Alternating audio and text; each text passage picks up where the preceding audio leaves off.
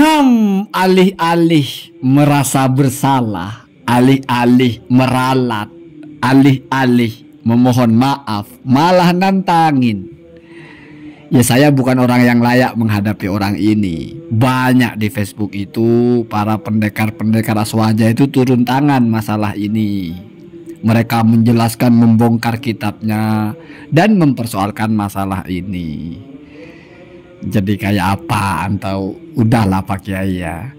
Tapi karena begini, ya ngapain jauh-jauh datang ya. Akan saya bedah secara tajam ya.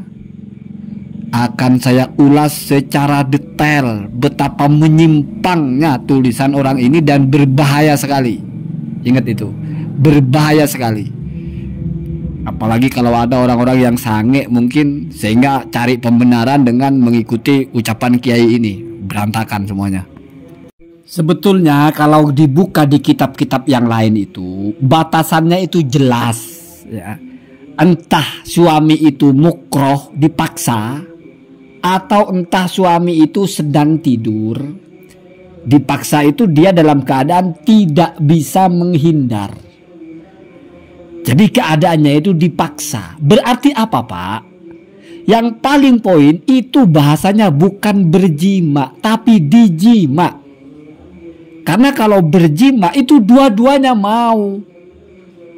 Bersetubuh itu dua-duanya namanya. Diperkosa bukan. Ini bahasa Pak Muharrem, Pak Kiai. Bahasa saja Anda sudah masalah itu.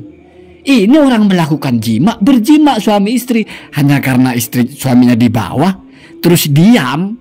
Terus Anda anggap dia tidak menggerakkan sehingga sudah nggak kena kafaroh. Padahal perhatikan secara bahasa ya.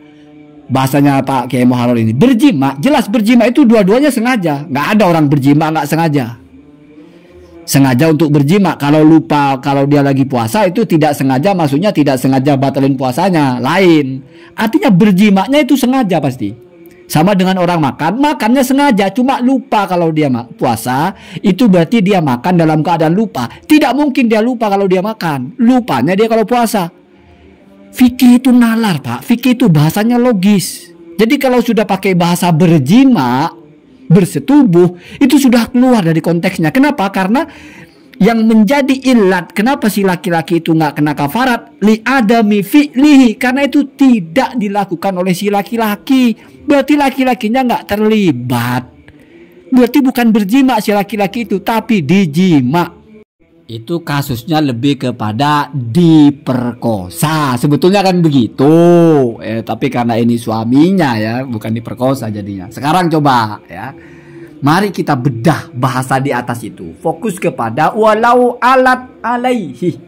Kalau perempuannya naik atas laki-lakinya, walam yataharrak dzakaruhu, dan kontil atau penis si laki-laki itu tidak bergerak, ya, fala kafarata alaihi, maka si laki-laki itu nggak kena tanggungan kafarot. Apa alasannya? Li adami al-fi'li minhu, karena tidak adanya pekerjaan itu berasal darinya. Artinya nggak terlibat sama sekali, diam. Ya. Termasuk zakarnya itu mati Pak. Kalau tidak bergerak itu ya mati. Jadi di sini oleh Ki Muharrem dimaknai tidak menggerakkan zakarnya dengan mengangkat pantatnya ke atas. Jadi diam tapi ngaceng. Kalau ngaceng kira-kira gerak apa enggak itu? Ya kita konsisten berbahasa saja. Kira-kira bergerak enggak itu? Ada ngaceng enggak bergerak? Logis aja gitu ya. Ada orang ngaceng enggak bergerak itu, ada enggak?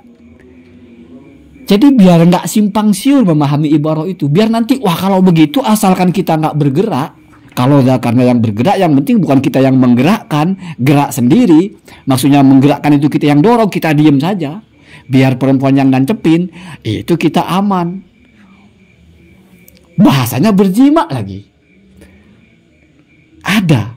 Ya, seperti itu bisa lepas dari kafarah seperti itu. Jadi marilah, nggak usah lah risih dengan keliru gitu. Secara bahasa Anda keliru. Ini bukan orang berjima ini. Ini kasusnya orang dijima. Laki-lakinya itu dijima oleh istrinya, bukan dia berjima. Begitu.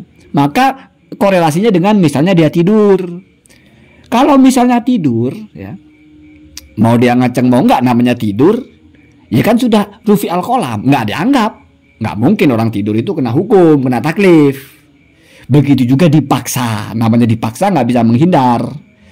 Ya, jadi sesimpel itu sebetulnya. Walaupun kalau secara teknis, ya keliru memahami itu. Masa ia taharrok dimaknai menggerakkan? Ia taharrok kan bergerak, Pak. Jadi bukan yuharik dzakarohu, bukan, ia taharrok dzakaruhu. Selama zakarnya nggak bergerak. Ya boleh kamu praktekkan, tapi zakar kamu jangan sampai bergerak. Gimana caranya, Pak? Kamu tidur, telentang di bawah. Ya. Terus, ya bukan hanya begitu. Misalnya kamu berdiri di tembok, diem saja gitu. Terus ada perempuan yang dorong-dorong, terus punya kamu diem aja gitu. Kira-kira bisa nggak masuk itu kalau diam saja? Kan nggak bisa, Pak. Bisanya kalau misalnya punya kamu mati, dipegang oleh perempuannya, dipaksa masuk. Itu baru bisa. Nah kalau begitu ya jelas kamu nggak kena apa-apa, bukan urusan kamu itu. Perempuannya yang maksa. Misalnya kamu rebahan gitu. Itunya tidur gitu. Terus oleh perempuannya naik, perempuannya diberdirikan, dimasukkan lagi. Ya bisa aja, tapi kalau sudah mulai berdiri kan gerak-gerak, Pak.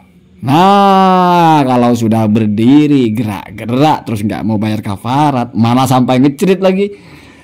Gimana ceritanya itu? Gimana ceritanya itu bisa nggak apa-apa itu loh? Gimana ceritanya itu bisa nggak kena kafaroh, nggak juga dosa gitu? Puasanya nggak batal, batalnya kalau ngecerit, kalau nggak batal gitu. Kok bisa begitu ya? Jadi marilah ya, jangan aneh-aneh gitu ya. Ya nggak akan ada yang mau nanggapin bapak gitu, nggak akan ada yang datang ke rumah bapak. Perdebatannya seperti ini kok, bukan hal yang rumit. Bapak aja salah paham. Semua juga paham, dia taharrok itu bergerak, bukan menggerakkan ya. Jadi ingat-ingat, ini kan kitab rujukannya kan Al-Bajuri. Tulisan di Al-Bajurinya kan begitu, walam ya taharrok dzakaruhu kan. Nanti jangan-jangan mau dibaca dzakarohu dan dia tidak menggerakkan dzakarnya. Maksudnya menggerakkan, ngangkat ke atas gitu ya. Jadi kalau dia nggak diangkat gitu, diam aja itu nggak apa-apa. Kalau diangkat, pantatnya diangkat, kacau, mana ada ya.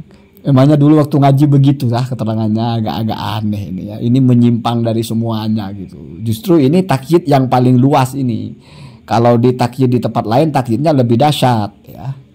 Dalam keadaan lupa atau dalam keadaan mukroh dipaksa. Ada lagi yang lebih fik ketika misalnya suaminya itu tidur. Itu benar, Pak. Kenapa? Karena bukan dia yang melakukan. Ya kalau namanya aja berjima, terus istrinya, suaminya di bawah ngacang, istrinya di atas goyang-goyang, terus dianggap si suami ini nggak berjima ini. Suaminya ini bukan pekerjaan dia, istrinya yang kerja ini. Logis nggak itu? Nah itu ya, itu. Jadi nggak usah lah berbelit segala apa, ngajak-ngajak orang datang ke situ, siapa juga yang mau melayani Pak. Ini perdebatan yang bukan perdebatan. Di Bapak salah paham, udah itu aja, ngaku aja lah ya, sesimpel itu ya. Kenapa sih? Kan bisa orang sabkul kolam misalnya. Saya tulis salah tulis, bukan berjima sih. Misalnya suaminya itu tiduran, rebahan, dijima oleh istrinya gitu. Suaminya itu tidak ada keinginan, tidak ada maksud, dan tidak ada kehendak untuk melakukan itu. Dia diem aja, tiba-tiba istrinya naik di atas, tiba-tiba dimasukkan. Suaminya itu diem aja dan zakarnya itu tidak bergerak. Ya Anda bayangkan aja Pak, kalau zakarnya tidak bergerak kan berarti mati Pak. Kenapa? Karena kalau zakar itu hidup berarti bergerak. Kalau sudah hidup namanya berarti dia berjima. Begitu Pak ya. Responsif lah bahasanya begitu. Artinya kedua belah pihak. Ini kan ceritanya kenapa kok bisa nggak kena suaminya, karena sebelah pihak. Itu logika saja, sebelah pihak. Dimaksud dengan sebelah pihak itu ketika si suami itu memang tidak merespon sama sekali, termasuk tidak terespon dengan rangsangannya. Burungnya nggak hidup, makanya batasannya logis, tidak bergerak. Kalau burungnya ngaceng, gerak-gerak ke atas ke bawah, apa bahasanya? Gerak lah bahasanya ya. Itu bukan tidak responsif, itu bukan tidak terlibat, hanya karena kebetulan istrinya yang di atas, terus dia nggak terlibat itu. Mumpung belum siang ya, ini saya upload tengah malam ya. Ya nggak apa-apa, kita kan tidak bicara jorok, tapi kita bicara fikih ya. Allahumma